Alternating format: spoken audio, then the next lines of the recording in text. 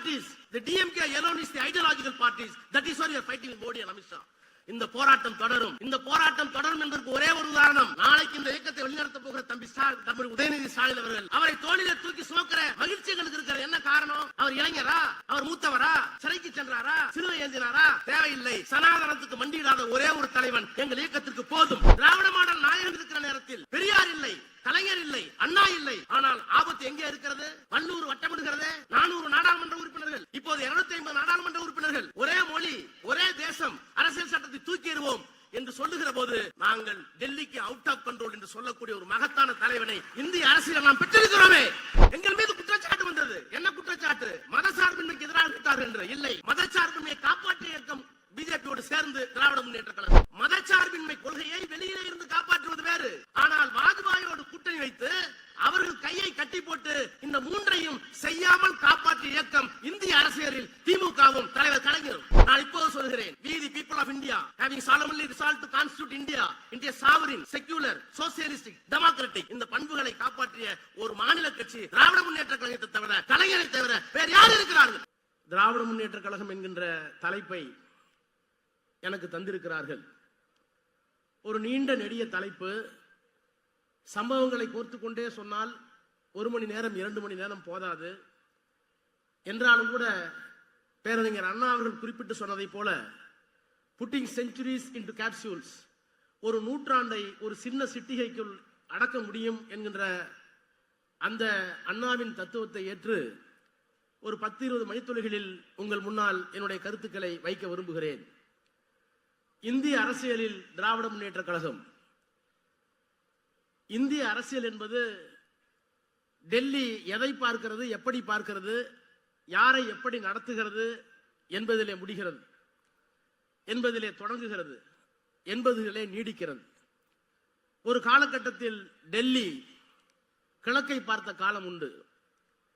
ஜின்னா அவர்கள் தனிநாடு கேட்ட 1930 முதல் 47 வரை வடக்கு கிழக்கை பார்த்தது. ஒரே தேசமாக இருக்க வேண்டும் என்று காந்தி விரும்பினார். ஒருவேளை இந்த நாடு துண்டப்படுமானால் அது என்னுடைய இறந்த உடலின் மீதுதான் நடக்கும் என்று சொன்னார். ஆனால் அவர் உயிரோடு இருக்கும் போதே நாடு துண்டாடப்பட்டது. அப்போது டெல்லி கிழக்கை பார்த்தது, கிழக்கு பிரிந்தது. அதற்கு பிறகு டெல்லி வடக்கு மேற்கை பார்த்தது. காங்கிரஸ் பேரியக்கம் சுதந்திரத்திற்கு பின்னால் ஆட்சி அதிகாரத்தை பெற்ற நேரத்தில் மேற்கிலே இருந்த மேற்கு வங்காளம் தனித்த தத்துவ அடையாளத்தோடு, கொள்கை அடையாளத்தோடு டெல்லியை திரும்பி பார்க்க வைத்தது. அப்போது டெல்லி வடக்கு மேற்கை பார்த்தது. அதற்கு பிறகு 1951 தத்துவ தலைவர் தந்தை பெரியார் அவரால் உருவாக்கப்பட்ட திராவிட முன்னேற்ற கழகம், இவையெல்லாம் சேர்ந்து சமூக நீதிக்காக ஒரு மிகப்பெரிய போராட்டத்தை நடத்தி இந்தியாவினுடைய அரசியல் சட்டத்தை திருத்த வேண்டிய இக்கட்டுக்கு பண்டித நேரு ஆளானாரே. எனக்கு புரியவில்லை. I supported the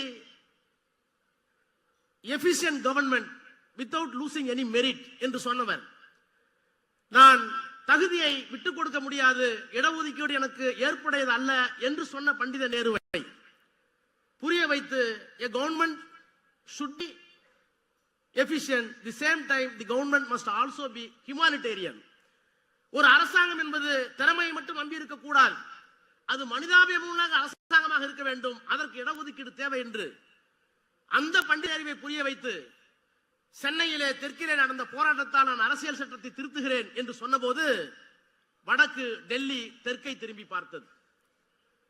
ஒரு காலத்திலே கிழக்கை பார்த்தது, பிறகு மேற்கை பார்த்தது. தெற்கை திரும்பி பார்க்க வைத்த இயக்கம் இந்த திராவிட இயக்கம்.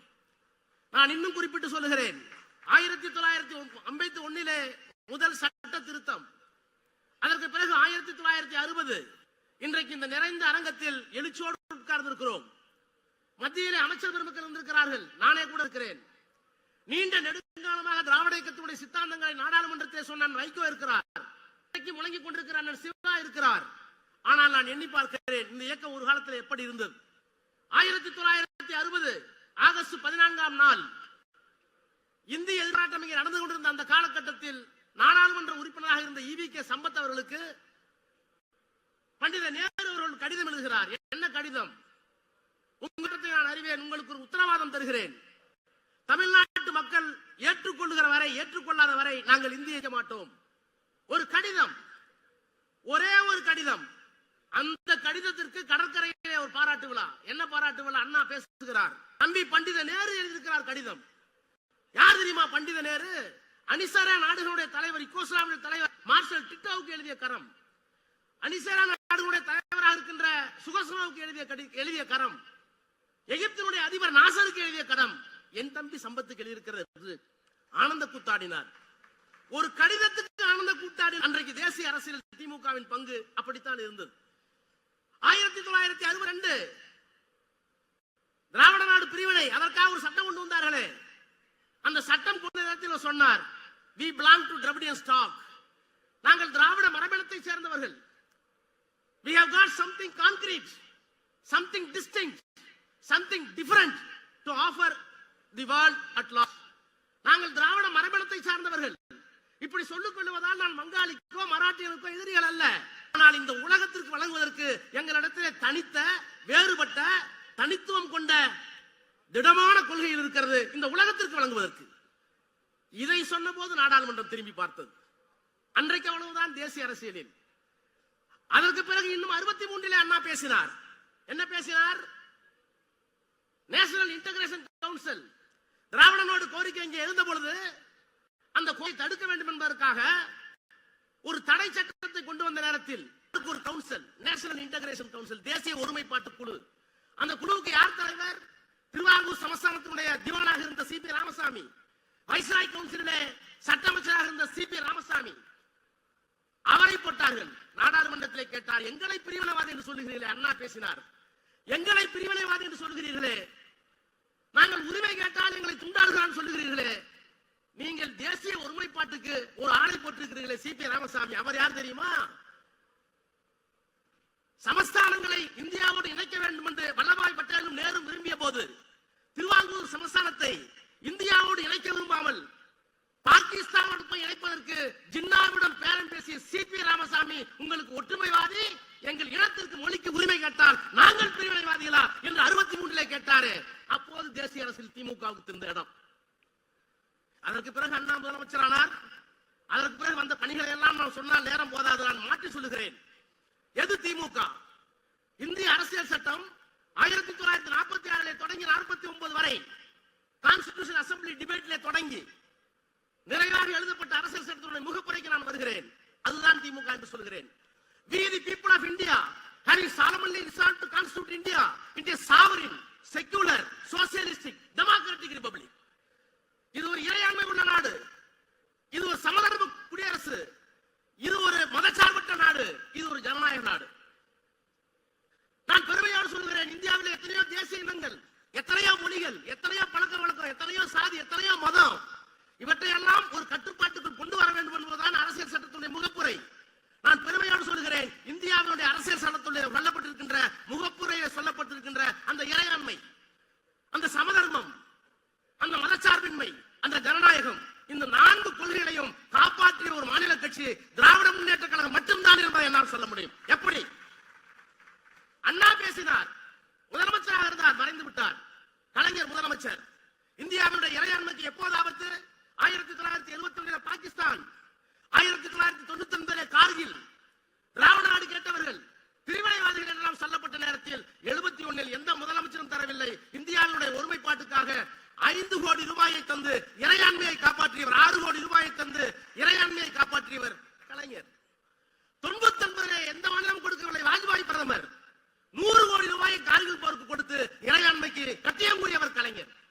அப்ப அரசியல் சட்டத்துடைய பிரியாமல்ல இறையாண்மையை காப்பாற்றிய இயக்கம் திராவிட முன்னேற்ற கழகம், கலைஞர். மதச்சார்பின்மைக்கு வாருங்கள். இங்கே ஆசிரியர் இருக்கிறார், விடுதலை ஆசிரியர் வீரமணி இருக்கிறார்.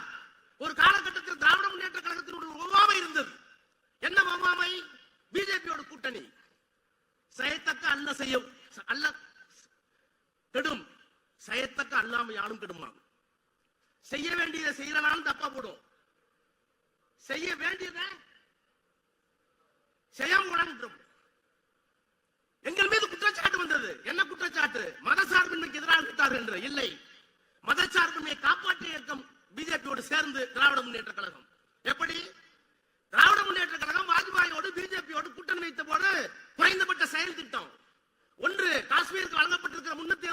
சட்டத்தை எடுக்கக்கூடாது. 2, மசூதி இருந்த இடத்தில் ராமர் கோயில் கட்டக்கூடாது. 3, இஸ்லாமியர்களுக்கு இருக்கிற பொது சட்டம், அவர்களை வஞ்சிக்கின்ற பொது சட்டத்தை காமன் சிவில் கோட் கொண்டு வரக்கூடாது. மதச்சார்பின்மை கொள்கையை வெளியிலே இருந்து காப்பாற்றுவது வேறு. ஆனால் வாஜ்பாயோடு கூட்டணி வைத்து அவர்கள் கையை கட்டி போட்டு இந்த 3ஐயும் செய்யாமல் காப்பாற்றிய இயக்கம் இந்திய அரசியலில் திமுகவும் தலைவர் கலைஞரும். அப்ப இறையாண்மை, மதச்சார்பின்மை, சோசியலிஸ்ட் வருகிறேன், சமதர்மம், மொரார்ஜி தேசாய் நிதித்துறை அமைச்சர், இந்திரா காந்தி பிரதமர், வங்கிகளை தேசியமயமாக்க வேண்டும், முதலாளிகளுக்கு மட்டுமே, பஸ் முதலாளிகளுக்கு மட்டுமே, மிராசார்களுக்கு மட்டுமே, மிட்டாக்களுக்கு மட்டுமே பயன்பட்ட வங்கிகளை தாழ்த்தப்பட்டவர்களுக்கும் பிற்படுத்தப்பட்டவங்களுக்கும் ஏழைக்கும் கொண்டு வர வேண்டும் என்பதற்காக அந்த சட்டத்தை நாடாளுமன்றத்தில் கொண்டு வர முயற்பட்ட போது மொரார்ஜி தேசாய் ஒத்துக்கல. ஆனால் அன்றைக்கு இங்கிருந்து ஒரு குரல், கலைஞரின் குரல் கூட்டணியிலே இருந்தார்.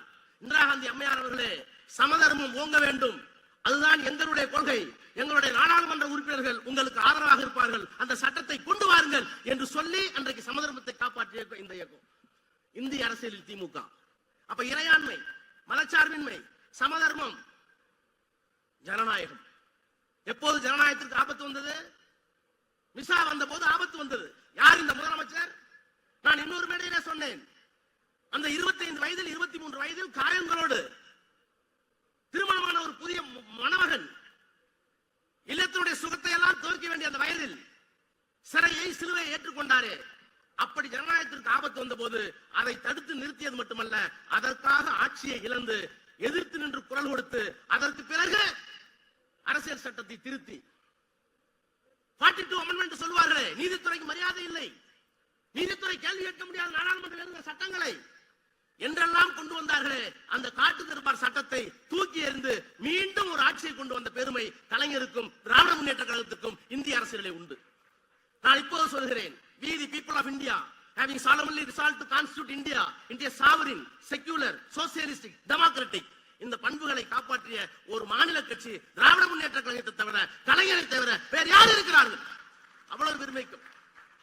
ஆனால் நான் இப்போது பார்க்கிறேன், பெரியாரை பார்த்திருக்கிறேன், பார்த்ததில் ஒரே ஒரு முறை பார்த்திருக்கிறேன், அவருடைய தத்துவங்களை படித்துக் கொண்டே இருக்கிறேன். இன்னமும் அண்ணாவின் ஆளுமையை நான் அறிவேன், பெரிய தலைவர்களெல்லாம் பேச்சை கேட்டிருக்கிறேன், நான் குறைத்து மதிப்பிடவில்லை. கலைஞரோடு அருகிலேயே பயணித்தவன், அவருடைய ஆளுமையை நான் அறிவேன். ஆனால் பெரியாரை காட்டிலும், அண்ணாவை காட்டிலும், கலைஞரை காட்டிலும் நான் நேசத்தோடும் பாசத்தோடும் இந்த தலைவர் மாண்புமிகு முத்துவேல் கருணாநிதி ஸ்டாலின் அவர்களை நான் நேசிக்கிறேன். என்ன காரணம்? அண்ணாவை குறைத்து மதிப்பிட்டதாக அர்த்தம் அல்ல, பெரியாரை புறந்தள்ளியதாக பொருள் அல்ல, கலைஞரை கைவிட்டு விட்டதாக அர்த்தம் அல்ல. பெரியார் இருந்தபோது ஆபத்து இல்லை, நாடாளுமன்றத்தில் 2 MP இல்ல பிஜேபிக்கு, ஜனசங்கத்துக்கு இல்ல. அண்ணா இருந்தபோது ஒற்றை இலக்கம், கலைஞர் இருந்தபோது 100 நாடாளுமன்ற உறுப்பினர்கள் ஆட்சி பொறுப்பில் இருந்தார், அவரே உள்ளிருந்து காப்பாற்றினார். ஆனால் இந்த மனிதன் இருக்கிற நேரத்தில், திராவிட மாடல் நாயகன் இருக்கிற நேரத்தில் பெரியார் இல்லை, கலைஞர் இல்லை, அண்ணா இல்லை. ஆனால் ஆபத்து எங்கே இருக்கிறது? வல்லூர் வட்டமிடுகிறது. 400 நாடாளுமன்ற உறுப்பினர்கள், இப்போது 250 நாடாளுமன்ற உறுப்பினர்கள், ஒரே மொழி, ஒரே தேசம், அரசியல் சட்டத்தை தூக்கி எறிவோம் என்று சொல்லுகிற போது நாங்கள் டெல்லிக்கு அவுட் ஆஃப் கண்ட்ரோல் என்று சொல்லக்கூடிய ஒரு மகத்தான தலைவனை இந்திய அரசியல் நாம் பெற்றிருக்கிறோமே, அவருக்குள்ளார் பெரியார், அண்ணா, கலைஞர் இருக்கிறார்கள். டீலிமிட்டேஷன், நான் மீண்டும் சொல்லுகிறேன், democratic country, socialist country, secular country, republic democratic. இந்த ரிபப்ளிக் வார்த்தை யாருமே கை வைக்கல. ரிபப்ளிக்னா என்ன? குடியரசு. குடியரசுனா என்ன? எல்லாத்துக்கும் ஒரு ஓட்டு. சமூகத்தில் நீ மேட்டுக்குடியா இருக்கலாம், கீழே இருக்கலாம், பணத்தில் நீ பெரியாள், சமூகத்தில் பிரித்து வைக்கப்பட்டிருக்கலாம், ஆணும் பெண்ணும் வேற்றுமையாக இருக்கலாம். ஆனால் ரிபப்ளிக், குடியரசு வந்து விட்டால் எல்லாத்துக்கும் ஒரே மரியாதை. அந்த மரியாதைக்கு குழி தோண்டுகின்ற டீலிமிட்டேஷன். மறுவரை செய்வோம், தமிழ்நாடு போன்ற மாநிலங்களை தூக்கி எறிவோம். உத்தரப்பிரதேசம் இருந்தால் போதும், மத்திய பிரதேசம் இருந்தால் போதும், 4 மாநிலங்களை கொண்டு இந்தியாவுடைய தலைவிதியை நாங்கள் நிர்ணயிப்போம் என்று சொல்லுகின்ற ஜனநாயகத்திற்கு எதிரான டீலிமிட்டேஷன், மறுவரையறை, அதை எதிர்த்து நிற்கிற துணிச்சல். அதற்காக ஒரு மாநாடு கூட்டி இந்தியாவுடைய தலைவர்களை எல்லாம் சென்னைக்கு அழைத்து இந்திய அரசியலை திரும்பி பார்க்க ஒரு தலைவன் இருக்கிறார் என்றால் அந்த ஒரே தலைவன் மாண்புமிகு முத்துவேல் கருணாநிதி ஸ்டாலின். இன்றைக்கு SIR, நான் இன்னும் ஒரே ஒரு நிமிடத்தில் முடிக்கிறேன். எங்கே இருக்கிறார் தெரியுமா? அண்ணா போராடினார், நாடாளுமன்றத்திலே முழங்கினார், எழுச்சி நாள் கூட்டம் போட்டார், முதலமைச்சராக வந்ததற்கு பிறகு நான் மறுக்கவில்லை. கலைஞர் பல்வேறு செயல்களை செய்து முடித்தார். ஆனால் இன்றைக்கு அரசியல் சூழ்நிலை எப்படி இருக்கிறது? நேரு இல்லை, இந்திரா காந்தி இல்லை, அண்ணா பேசியது நேருடன், சமனுக்கு இருந்தது கலைஞர் இந்திரா காந்தியுடன். ஆனால் இன்றைக்கு யாரோடு இருக்கிறோம்? மோடியோடும் அமித்ஷாவோடு இருக்கிறோம். அப்ப உத்திகளை மாற்ற வேண்டும் அல்லவா? என்ன உத்தி? நீட் மத்திய அரசாங்கம் சட்டம் கொண்டு வருகிறது, ஒன்றிய அரசாங்கம். இடபிள்யூஎஸ் ஒன்றிய அரசாங்கம் சட்டம் கொண்டு வருகிறது, economically weaker section. National education policy சட்டம் கொண்டு வருகிறார்கள், எஸ்ஐஆர் சட்டம் கொண்டு வருகிறார்கள். இந்த சட்டத்தை எல்லாம் நாடாளுமன்றம் ஏற்றுகிறது. நன்றாக கவனியுங்கள். The political will of the entire people of India is being reflected in the parliament. அப்படித்தான் பொருள். ஒரு நாடாளுமன்ற உறுப்பினர் ஓட்டு போட்டு விட்டால், உதகை நாடாளுமன்ற உறுப்பினர் நாடாளுமன்றத்தில் ஓட்டு போட்டு விட்டால் எனக்கு 14 லட்சம் பேர் இருக்கிறார்கள் பின்னாலே, நான் அவர்கள் ஓட்டு போட்டதாக பொருள். அப்ப entire sovereignty of the country is being reflected in the parliament. ஆனால் அந்த பார்லிமெண்ட்ல போட்ட ஒரு சட்டத்தை தவறு என்று சட்டமன்றத்தை கூட்டி எங்களுடைய இறையாண்மை வேறு, உன்னுடைய இறையாண்மை வேறு என்று சொல்லக்கூடிய ஒரு ஆண்மை மகத்தான தலைவனை நாம் தமிழ்நாட்டில் பெற்றிருக்கிறோம். அதுதான் இந்திய அரசியலில் அவருக்கு இருக்கிற இடம். இப்ப அவர் என்ன சொல்கிறார்கள்? ஏன் பிரிந்து போகிறீர்கள் சொல்கிறார்கள், பிரிக்கப்பார்கள் என்று சொல்கிறார்கள். நாங்கள் பிரிக்கவில்லை. எங்களை பிரித்து விடுவதற்கு நீங்கள் எல்லா முயற்சியும் செய்தால் அதை எதிர்கொள்கின்ற ஆற்றல் மிக்க ஒரு இயக்கமாக இந்தியாவில் வேறு எந்த இயக்கமும் இல்லை. இந்த இயக்கம் இருக்கிறது. என்ன காரணம் என்றால் எல்லா இயக்கமும் அரசியல் இயக்கம். இந்த இயக்கம் தான் தத்துவார்த்த இயக்கம். All parties are political parties. The DMK alone is the ideological parties. That is why you are fighting with Modi and Amit Shah. இந்த போராட்டம் தொடரும். இந்த போராட்டம் தொடரும் என்பதற்கு ஒரே ஒரு உதாரணம். நாளைக்கு இந்த இயக்கத்தை வழிநடத்த போகிற தம்பி உதயநிதி ஸ்டாலின் அவர்கள் சனாதனத்திற்கு முன்னால் மண்டியிட மாட்டேன் என்று சொன்னாரே. நான் எல்லோருக்கும் சொல்லுகிறேன், இந்தியா முழுக்க சொல்லுவேன், அவரை தோளிலே தூக்கி சுமக்கிற மகிழ்ச்சி எங்களுக்கு இருக்கிற என்ன காரணம்? அவர் இளைஞரா? அவர் மூத்தவரா? சிறைக்கு சென்றாரா? சிலுவை ஏந்தினாரா? தேவையில்லை. சனாதனத்துக்கு மண்டியிடாத ஒரே ஒரு தலைவன் எங்கள் இயக்கத்திற்கு போதும். அதுதான் இந்திய அரசியல் நாங்கள் பெறப்போகிற வெற்றி. நன்றி, வணக்கம்.